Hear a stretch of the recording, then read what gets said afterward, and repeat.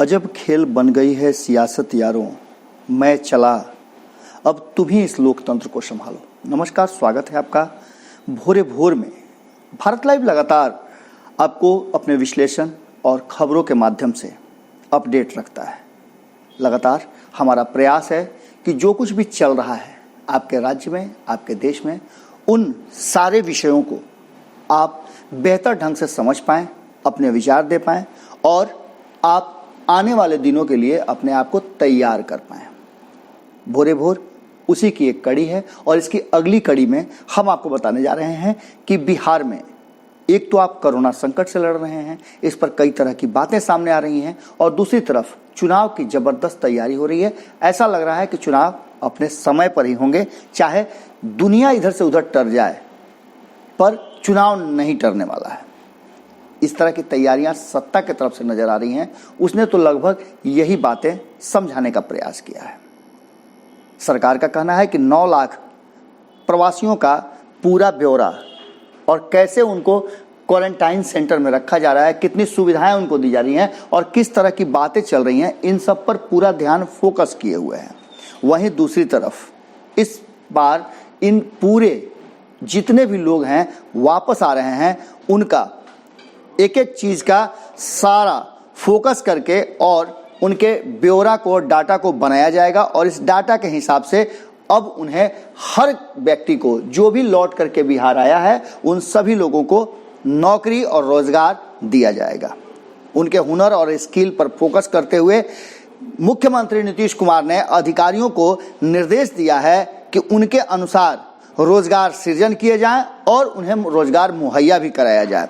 आपको बता दें कि इन सब के बीच खुद क्वारंटाइन सेंटर की मॉनिटरिंग वो अपने से कर रहे हैं। वीडियो कॉन्फ्रेंसिंग के जरिए वो लगातार रेंडमली अलग अलग क्वारंटाइन सेंटर में कॉल लगा देते हैं, वीडियो कॉल, और वहाँ के लोगों से, प्रवासी लोगों से संवाद करते हैं और उनके अनुभव तथा विचार साझा करते हैं। इसके साथ आपने कई वीडियोस में देखा होगा कि किस तरह से नीतीश कुमार लोगों से बात करते हैं, सुविधाएं वहाँ दिखाते हैं और खाने पीने की चीज़ें भी इस बीच दिखाई जाती है जहां सुविधाएं बेहतर है। पर इसके अलावे सिक्के का दूसरा पहलू भी विपक्ष दिखाता आ रहा है।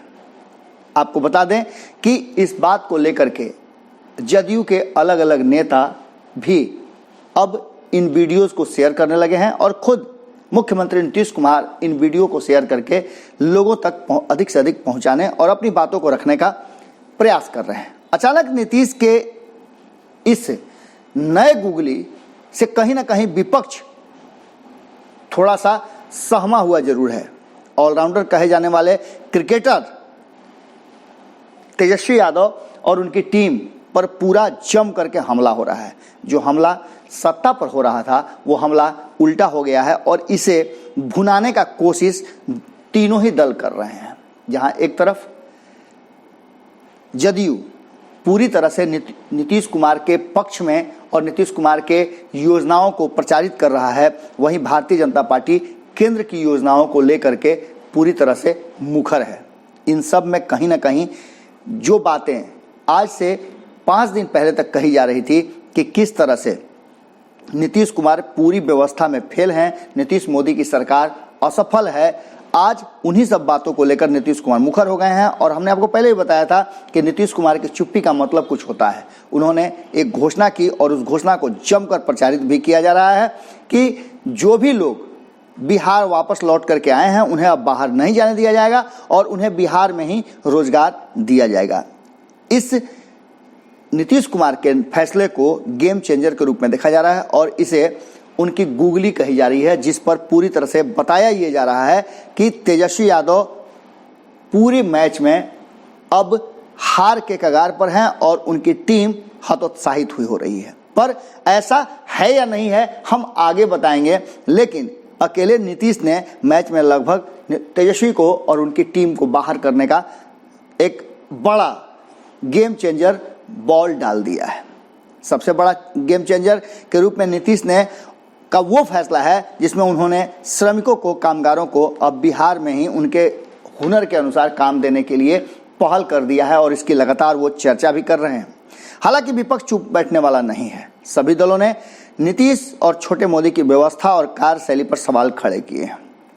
आप किसी भी दल की बात कर लें जो विपक्ष में बैठा हुआ है, पप्पू यादव की बात कर लें या फिर कांग्रेस की बात कर लें, कांग्रेस लगातार हमलावर है। और कांग्रेस के प्रदेश अध्यक्ष मदन मोहन झा हों या फिर प्रेमचंद मिश्र हों, लगातार वो कहीं ना कहीं सरकार को घेरने और सरकार की नीति और नीयत पर प्रश्न खड़े कर रहे हैं। वहीं अगर बात करें आरएलएसपी की, तो आरएलएसपी के 3 नेता केंद्र में बैठे हुए माधव आनंद जहां लगातार सरकार को योजनाएं बता रहे हैं और सरकार की नाकामियों को एक अर्थशास्त्री के रूप में पल पल इशारा कर रहे हैं और समझा रहे हैं कि बिहार कैसे बदल सकता है, कैसे सुधर सकता है, वहीं उपेंद्र कुशवाहा धरना प्रदर्शन के साथ साथ नीतीश सरकार की कमियों को उजागर कर रहे हैं।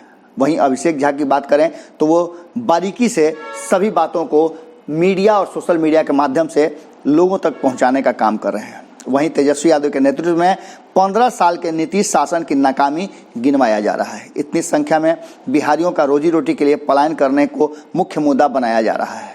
कहा यह जा रहा है कि 15 साल में नीतीश ने जो कुछ भी सिर्फ कागज पर किया उसका अब गुब्बारा फूट चुका है।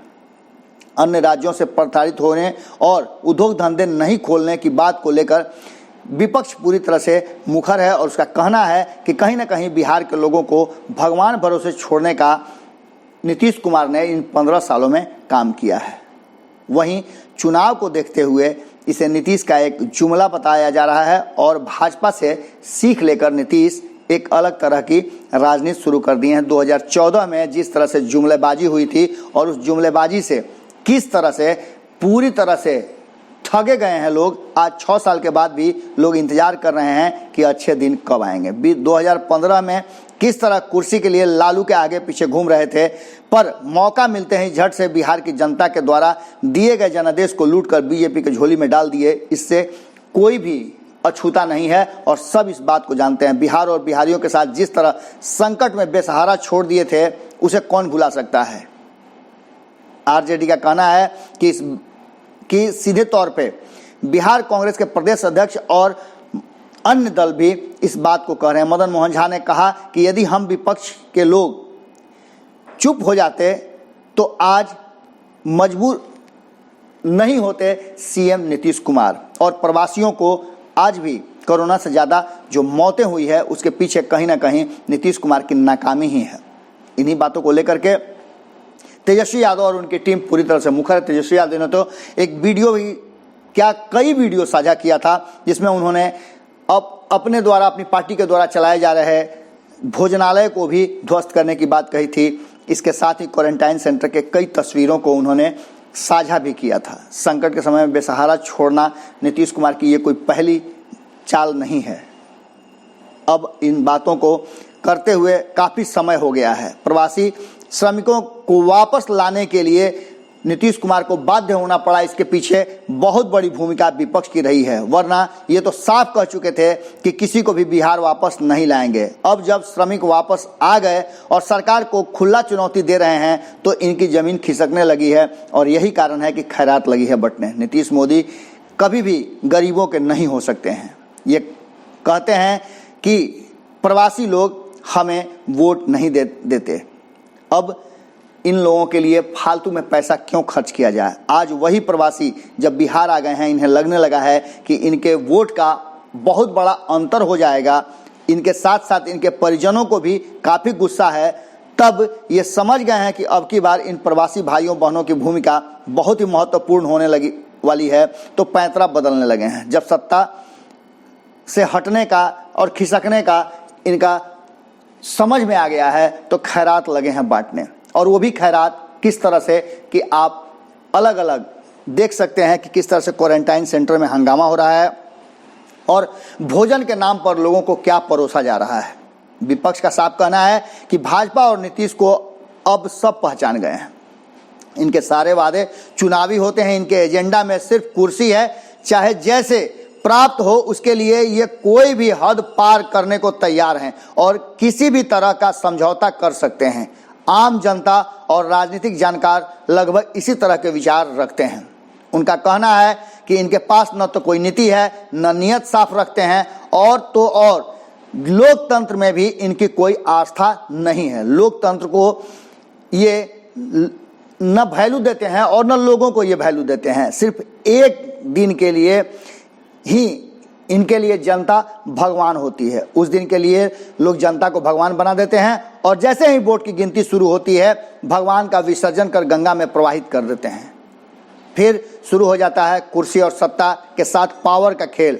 उसी जनता को खून के आंसू रुलाते हैं। जिस तरह से कोरोना महामारी में इनके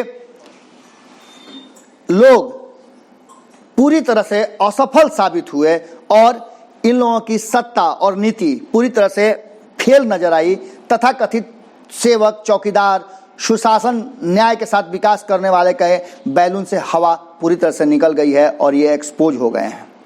ये साफ दर्शाता है कि इनके मन में जनता के लिए कोई संवेदना नहीं है। जो कुछ ये थोड़ा करने के लिए बाध्य भी हुए हैं उसके पीछे कहीं ना कहीं इनके कुर्सी जाने का डर है। वरना ये लॉकडाउन में जनता के ही पैसे पर बने आलीशान बंगले और अपने कुनबों में ऐशो आराम के साथ चैन से जी रहे थे। पर भारत लाइव, न्यूज़ बिहार जैसे कुछ मीडिया चैनलों ने उन पर धर्म निभाने का जो नशा सवार है उसके बदौलत कहीं ना कहीं आवाज़ बुलंद हुई और मजबूरन इन्हें मजबूर होकर लोगों के लिए बाहर निकलना पड़ा।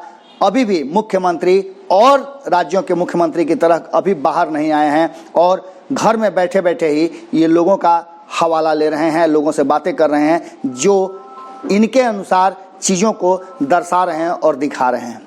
इन सब के बीच नीतीश कुमार धुरंधर खिलाड़ी तो हैं ही, बिहार की सियासी पिच को वो अच्छी तरह से पहचानने भी लगे हैं और नीतीश कुमार एकमात्र ऐसे सियासी खिलाड़ी हैं जो जनता के नब्ज को भी पहचानते हैं। इस बार जिस तरह नीतीश कुमार ने गूगली फेंका है उससे विरोधी खेमे में हलचल जरूर मची है, पर देखना होगा कि इसके काट के रूप में क्रिकेटर तेजस्वी यादव किस तरह से अपनी योजना बनाते हैं। इन सारी योजनाओं को अगर देख लिया जाए और समझ लिया जाए तो लड़ाई बहुत ज़बरदस्त होने वाली है और इस लड़ाई का परिणाम क्या होगा ये तो वक्त बताएगा।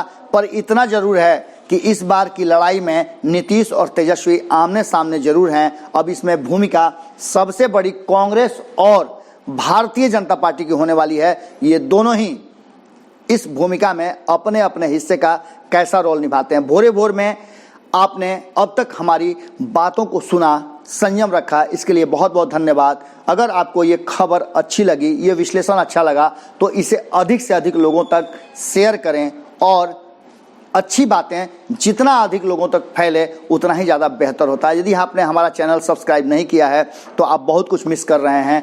जरूर हमारे चैनल को सब्सक्राइब कर लें। नमस्कार। बढ़ाएं अपना कदम सक्सेस की ओर शिखर करियर इंस्टीट्यूट के साथ। शिखर करियर इंस्टीट्यूट पूर्वी भारत में एकमात्र कोचिंग संस्थान जो एक्सक्लूसिवली है मेडिकल एंट्रेंस एग्जाम के लिए। अगर ये वीडियो पसंद आई और वह बिहार के राजनीति और बिहारियत से सरोकार रखेनी तो सब्सक्राइब बटन दबा के चैनल के सब्सक्राइब कर ली। ओजे एगो घंटी बा, ओकरा बटन दबा देला से कुल सटीक और मारक खबर रुआ मुफ्त में मिल जाई। अगर रुआ पत्रकारिता के हमनी के नया प्रयोग में सहयोग कर चाहतानी तो ज्वाइन बटन दबा दी। पेटीएम नंबर नोट कर ली 9386816700। धन्यवाद।